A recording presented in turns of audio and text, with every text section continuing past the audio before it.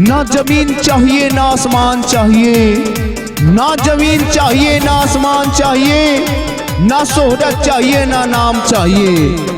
विकास इतिहास का रच देंगे, बस आप सभी का आशीर्वाद चाहिए। जी हाँ, जोनी पैक्स अध्यक्ष पद हेतु जोनी से भावी प्रत्याशी सुजोग्य कर्मठ शिक्षित नवयुवक उम्मीदवार भाई अजीत सिंह जी को चुनाव चिन्ह किताब छाप क्रम संख्या 3 पर मुहर लगाकर भारी से भारी मतों से विजय बनाए।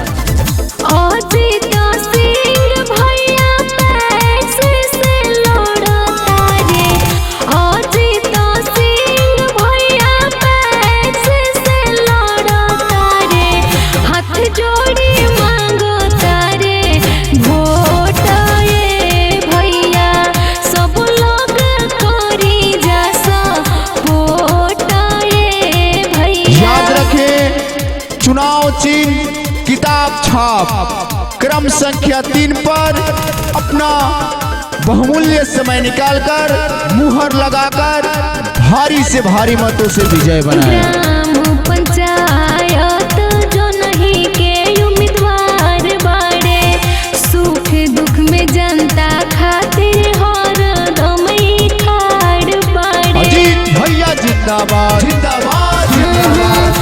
ग्राम पंचायत जो नहीं के उम्मीदवार बाड़े, सुख दुख में जनता खातिर हरदम खाड़ बाड़े। जीत है तो करी है सब कर भलाइया हो, सब लोग करी जैसा वोटाए चाचा, हाथ जोड़ी मांगो तारे वोटाए चाचा। चुनाव चिन्ह किताब छाप क्रम संख्या 3 पर अपना बहुमूल्य समय निकालकर भारी से भारी मतों से विजय बनाए।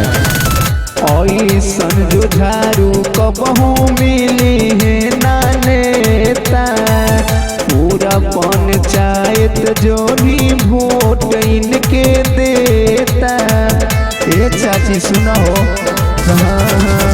ऐसन जुझारू कबहू मिली है न नेता, पूरा पंचायत जो ही वोट इनके देता।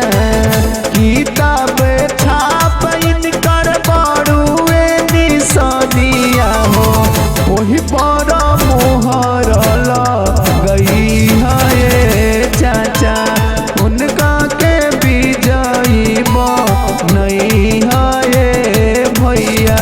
याद रखें, चुनाव चिन्ह किताब छाप क्रम संख्या 3 पर अपना बहुमूल्य समय निकालकर भारी से भारी मतों से विजय बनाए। केहू के कहाला में नहीं खे अब के आवे के, किताब छाप बाटे अब के मोहर लगावे के। किताब छाप जिंदाबाद जिंदाबाद जिंदाबाद। केहू के कहाला में नहीं खे अब के आवे के, किताब छाप बाटे अब के मोहर लगावे के। ऊंची तो दाम पाइब धान गेहूं दलिया के, लहके विरोधियन के चोटाए भैया। करम संख्या 3 पमरी हो भोटाए भाभी। जोनी पंचायत की जनता जिंदाबाद जिंदाबाद जिंदाबाद।